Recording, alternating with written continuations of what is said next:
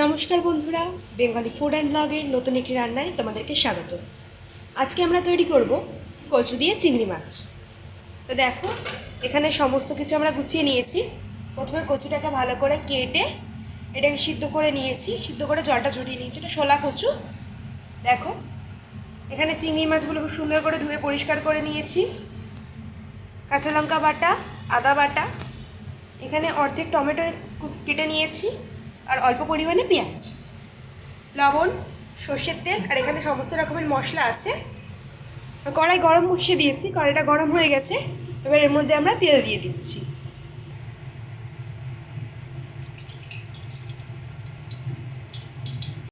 দেখো, তেলটা গরম হয়ে গেছে। এবার চিংড়ি মাছগুলোকে দিয়ে দেবো।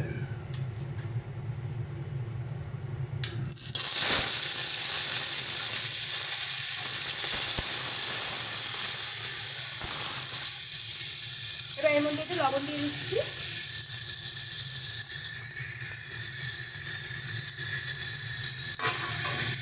অল্প পরিমাণে হলুদ গুঁড়ো। এবার ভালো করে এটা মিক্স করে নেবো।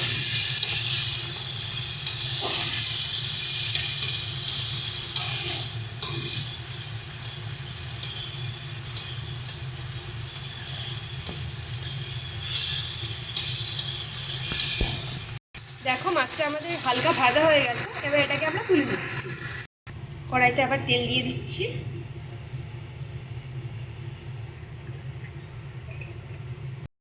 দেখো, তেলটা গরম হয়ে গেছে। এবার এর মধ্যে আমরা পেঁয়াজ ফোড়ন দিয়ে দিচ্ছি।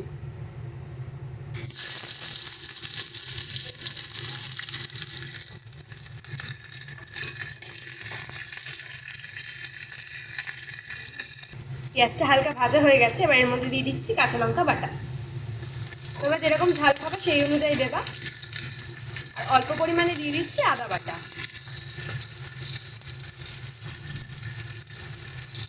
পরিমাণ মতো হলুদ গুঁড়ো,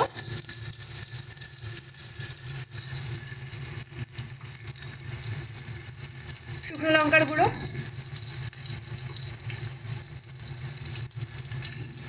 জিরে গুঁড়ো, আর অল্প পরিমাণে ধনে গুঁড়ো।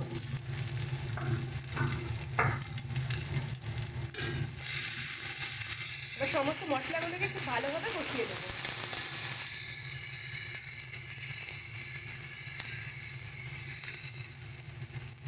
পরিমাণ মতো লবণ।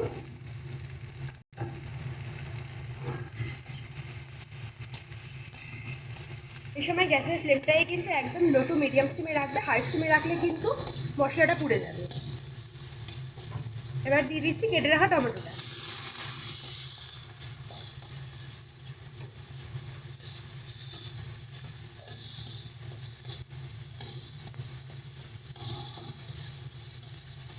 টমেটোটাকে ভালো করে মশলার সঙ্গে মিক্স করে নেব।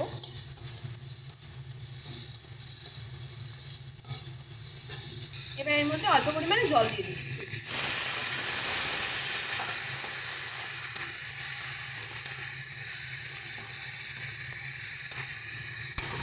এবার সেদ্ধ করে রাখা কচুটা এর মধ্যে দিয়ে দেবো।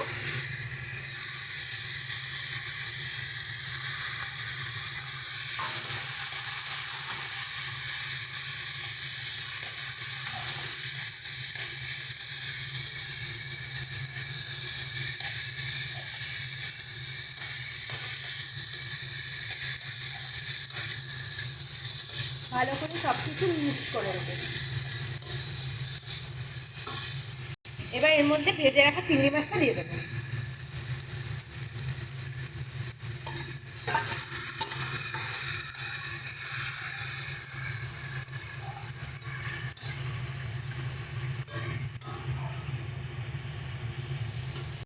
অল্প পরিমাণে জল দিয়ে এটাকে ঢাকা দিয়ে দেবো।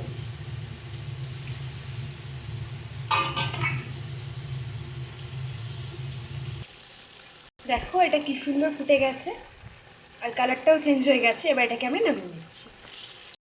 ভিডিওটি ভালো লেগে থাকলে অবশ্যই একটি লাইক, কমেন্ট এবং শেয়ার করে দেবেন। আর চ্যানেলে যদি নতুন হয়ে থাকেন চ্যানেলটা সাবস্ক্রাইব করে দেবেন। ধন্যবাদ।